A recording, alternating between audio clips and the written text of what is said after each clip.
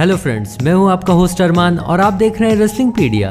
तो जिस हिसाब से रोमन रेक्स ने आज फ्राइडे नाइट स्मैकडाउन में जेवियर वुड्स और कोफी किंगस्टन को मारा है, उससे यही लग रहा है कि अब सर्वाइवर सीरीज 2021 में यूनिवर्सल चैंपियन रोमन रेक्स का match WWE champion big E के साथ होगा या फिर team blood line versus team new day भी सर्वाइवर सीरीज में फैंस को देखने मिल सकता है। पूरी जानकारी के लिए वीडियो के आखिर तक बने रहिएगा। तो आज जब Roman Reigns Friday night SmackDown में आए तो उन्होंने बताया कि वो पिछले हफ्ते क्यों नहीं आए थे, और रोमन ने बताया कि वो एक हफ्ते की छुट्टी पर गए थे क्योंकि उन्होंने ब्रॉक लेसनर को क्राउन ज्वेल में हराया था। और फिर रोमन ने बताया कि कैसे ब्रॉक लेसनर अनिश्चित काल के लिए सस्पेंड हो गए हैं और इसका सारा श्रेय रोमन को जाता है। फिर रोमन ने पॉल हेमन से पूछा कि जब पिछले हफ्ते वो नहीं आए थे तो और क्या क्या हुआ फ्राइडे नाइट स्मैकडाउन में। तब पॉल हेमन ने रोमन को बताया कि उसूस का मैच हुआ था न्यू डे के साथ, और फिर रोमन ने ये पूछा कि उस मैच में कौन जीता और कौन हारा, और पॉल हेमन ने ये बताया कि उस मैच में द न्यू डे जीत गए थे। और फिर फैंस चैंट करने लगे द न्यू डे रॉक्स। तो फिर रोमन ने कहा कि न्यू डे एंटरटेनिंग है लेकिन वो कभी भी ब्लड लाइन से बेटर नहीं बन सकते। और फिर रोमन ने उसो से पूछा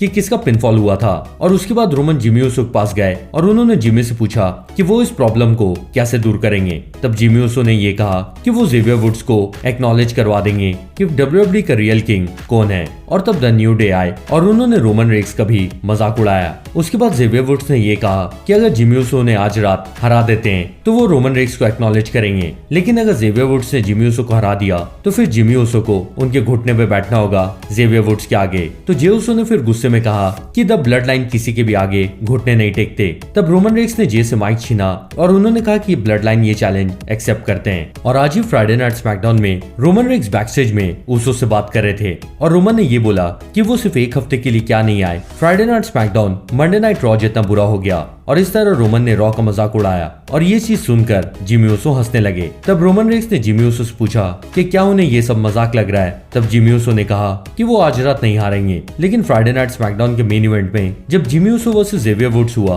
और मैच के आखिरी मोमेंट्स में जिमी उसो जेवियर वुड्स को फंसाकर पिनफॉल करवाने जा रहे थे और साइड से उनकी मदद जे उसो भी कर रहे थे, तब ये चीज रेफरी ने देख लिया और उसके बाद जेवियर वुड्स ने जिमी उसो को फंसाकर उनका पिनफॉल करवा लिया और ये मैच जेवियर वुड्स जीत गए। और इसलिए रेफरी ने जिमी उसो को बोला कि वो किंग जेवियर के सामने घुटने टेके, लेकिन जैसे ही जिमी घुटने टेकने जा रहे थे उससे पहले ही रोमन रेक्स ने आकर जेवियर वुड्स और कोफी किंगस्टन पे अटैक कर दिया।